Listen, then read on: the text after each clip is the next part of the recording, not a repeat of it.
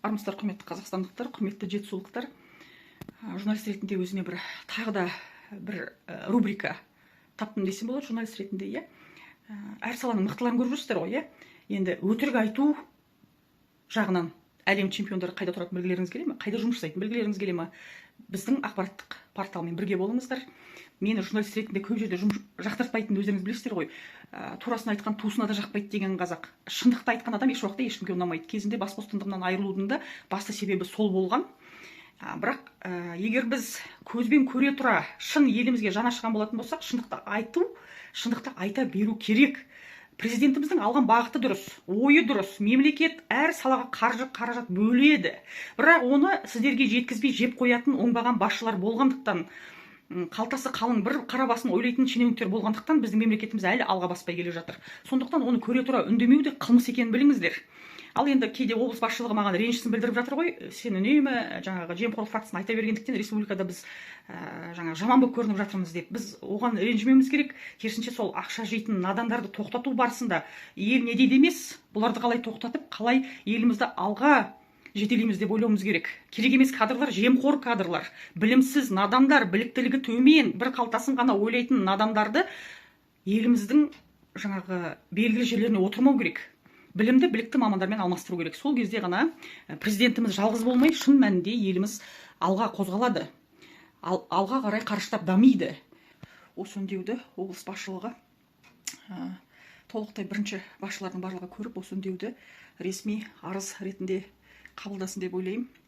Жақында облыс басшылығынан бір реніш естідім да, сіз осы білім саласын, денсаулық саласын айта бересіз.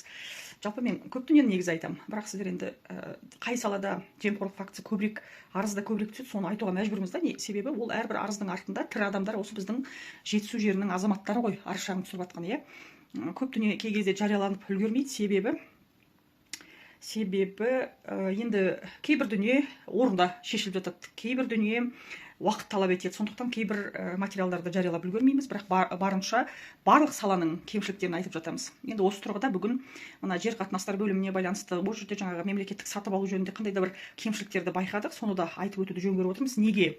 Себебі осының алдында осы материалдарды ескертіп айтып, оны көрсетіп, сонымен қатар түзетуге де тырыстық. Жалпы үкімет тарапынан реакция бар, бірақ заң бұзып жатқан шенеуніктер тоқтар емес. Ары қарай да заң бұзып жатқандықтан, тоқтай алмай жатқандықтан осы материалды жариялауды жөн көріп отырмын. Жарияланым міндетті түрде шығу керек.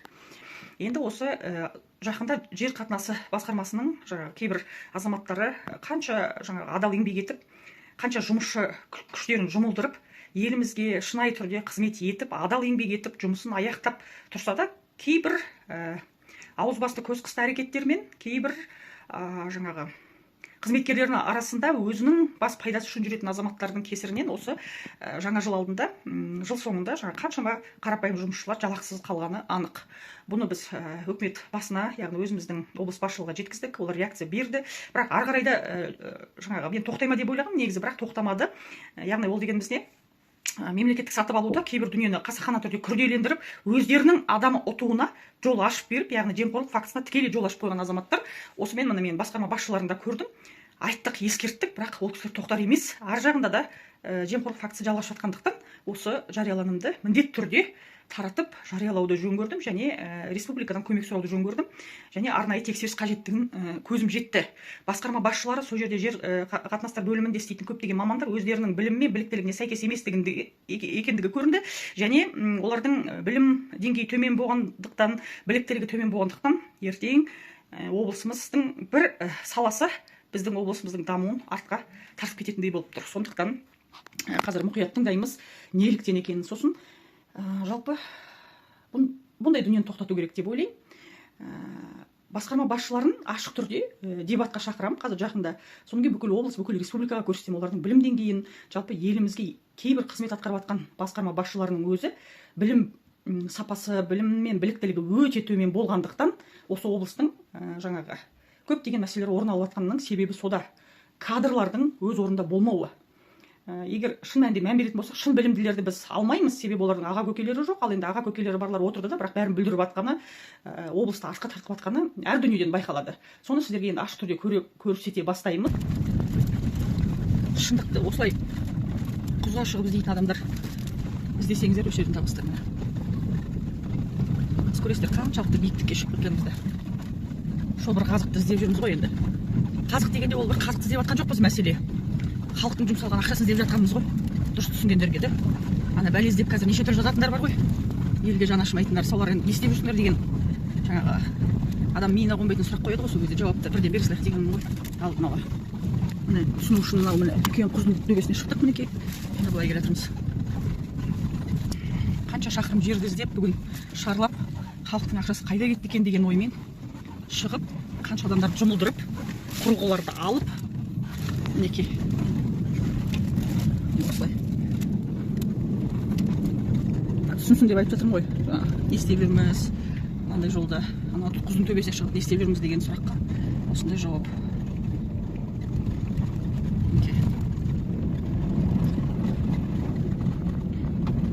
Жер жаннаты жетісу мінекей. Киелі жеріміздің сұлулығын қараңыздаршы. Осы елді дамытып, керісінше өркендеткеннің орнына не істеп жатырмыз? Әрбір жерде ыңғай келіп қалған жердің бәрінен ақша жеп жатыр ғой. Біздің аса құрметті шенеуніктер. Аса құрметті шенеуніктер, аса білімді зиялыларымыз деп айтайықшы. Мінекей. Осылай. Так, границы Тузларского сельского округа. Поворотная точка находится на восток 7 метров, на север 2. Это примерно...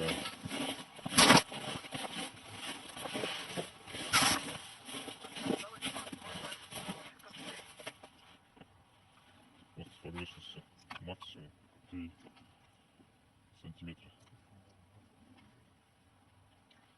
Вот. Енді нақшы қасық. Бәрін көміп қалып шықты ғой.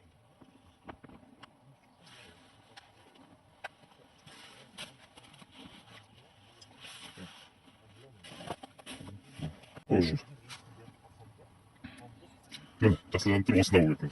Қасқастырып тұрмыз. Міне, жасылданып.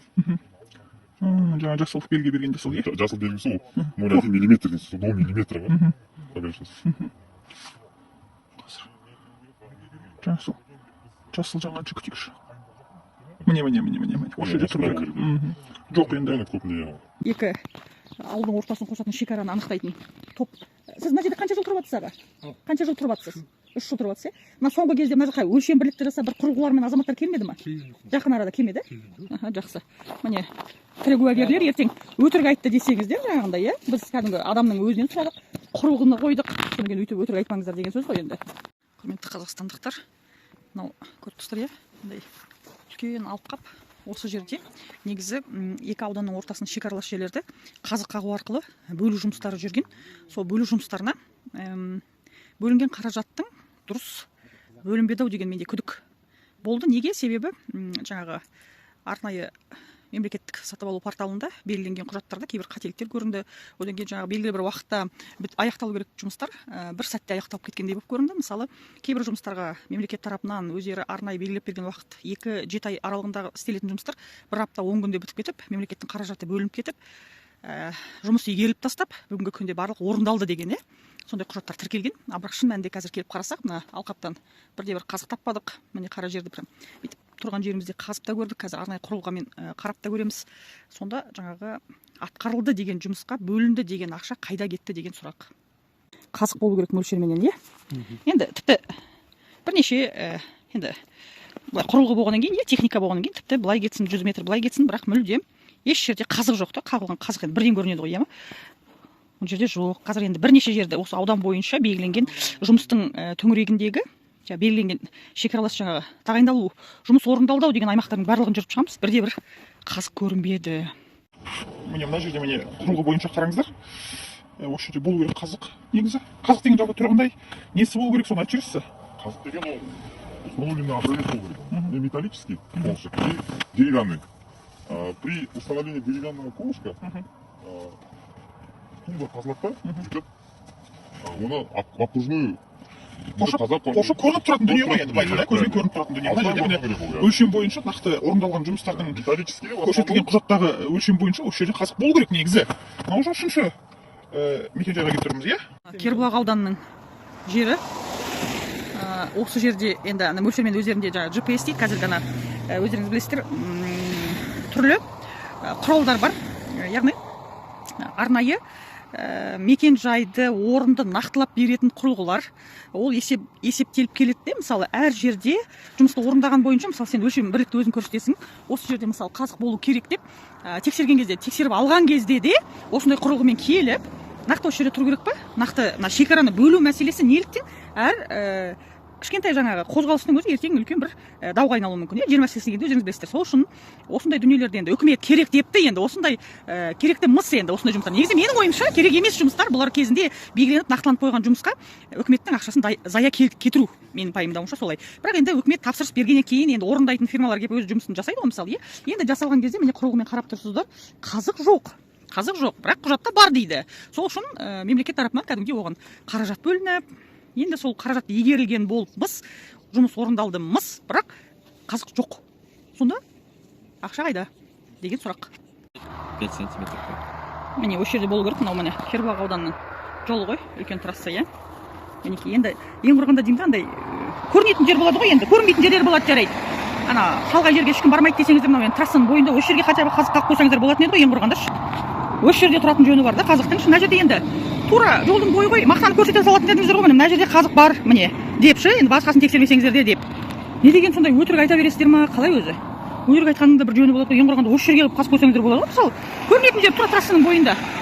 Мынау Кербұлақ ауданына келдік, Масқаракөлге келіп жатқан жер ғой, мінекей. Осы жолдың бойында, мысалы, мына жерді көрсетіп тұр. Өлшем бойынша міне. Жоқ қазық. Ең құрғанда осы жерге орнатсаңыздар енді белгілі болатын еді, ең құрғанда міне мынау тұр ғой, міне дейді айтатындай, шалыс толтырып айтатындай. Ондай да жоқ қой, неге сіздер? Білмеймін. Уайымдаймын да, сол өтірік айтқан кезде бір әлем чемпионы болатындай біздің азаматтар. Мына спорт түрінде ме екен, қай саладан ашсақ екен, негізі мына жарысатын болсақ, өтірік айтудан әлем чемпиондары өзіміздің жетісу жерінен ақ шығатын болып тұр. Неге дейсіздер ғой? Мына шекараларды аудан ішінде бөлу, екі ауданның ортасында бөлу, ауылдық округтердің ортасынан бөлу жұмыстарына кәдімгі қомақты ақша бөлінеді екен де. Енді сол бір-екі тендерді көрдім, сол жерде жаңағы ақшасын тегі бір 10 күннің ішінде аударып тастап, 10 күннің ішінде сондай ауқымды жұмыс 10 күнде бітті деп, тіпті қағазын құптап, жақтап, оған ақшасын аударып, тіпті мемлекет қабылдап та үлгергендей. Енді келіп сол 10 күнде осындай ауқымды жұмыс қаншалықты тез жасалады деген оймен де туындап, сосын жаңағы азаматтарды тыңдасақ, жаңағы жер қатынастар бөлімінің басқармасының, басқа да жаңағы құзырлы органдардың басшыларын тыңдасақ, ауыздарындағы енді сөзді естісеңіз, мысал келтіргенін естісеңіз, бір шынайы ақпараттың иесі екен деп қаласыз. Шынайы бір ақиқаттың егесі екен деп қаласыз. Бірақ негізіне келген кезде өтірік айтудан әлем чемпиондары деп соларды белгілеуге болады. Жалпы қазір мен сіздерге міне оның белгісі жаңағы жерде 3-4 ауылдық округтердің ортасын болсын, шекаралас жатқан жерлердің тұсында жаңағы мынандай қазық болу керек еді. Мынау Совет үкіметінен қалған дүние, осының жанында жаңартылған қазіргі жаңағы қаражат осы желтоқсан айларында бөлінген ақшаның игерілгендігі жайында порталда ақпарат тұр. Бірақ қазық жоқ. Мынау Совет үкіметінен қалған қазық. Осының жанында жаңартылған дүниесі болу керек. Бірақ негізі бұл ақшаны тиімсіз пайдалану, бұндай дүниенің барлығы негізі бар. Бет албатта, бірақ ақшаны қайта не үшін бөлу, соған қарағанда қаржы жымқырудың бір жаңа тәсіліне ұқсайды Жетісу облысында. Мына қазықтарды мен ерінбей тексерем, себебі бұл халықтың ақшасы. Біріншіден, екіншіден, менің мамандығым 5 дипломым бар, сол 5-інің біреуі осы экология жағынан, осы жер телімдері, оны қалай бөлу, игеру, қазықты қалай орнату, жалпы шекаралас дүниелерді қалай ажырату деген секілді дүниені меңгергем. Совет үкіметі кезіндегі қазық міне, мынау енді заманауи құрылғыға байланысты, қазір мінекей құрылғының сізге бағыт бағдарын көрсетіп, нақты өлшемін көрсетемді сіздерге. Мінекей, осы тұста болу керек. Ана құжаттың тапсырысы бойынша, мемлекеттің тапсырысын орындағандағы құжаттағы ақпаратқа сенетін болсақ, мінекей осы бағытта дәл осы жерде қазық тұру керек еді. Мен сізге қазық жоқ, мінекей. Жақын маңның бірінде де қазық жоқ, мінекей. Қалай алып көрсететін болсақ та, қазық жоқ. Үкімет қыруар ақша бөліп, сол ақшаны игеру барысында әлемде жаңағы біз сияқты өтірікші азаматтар жоқ шығар енді. Бетіңе қарап тұрып басқарма басшылары бар дейді, қазықтың бәрі тұр, біз қабылдап алдық дейді. Ойламадыңыздар ма, мен осылай барып тексереді деп? Негізі көп дүниенің түбіне барып тексеру керек. Бірінші мынау бірдеңені жеп қойды деп айтардың алдында барып көру керек. Енді барып көріп, ерінбей осындай құздың үстіне шығып, құрылғыны алып тұрып тексеретін дүние ол ақиқатқа жетуде.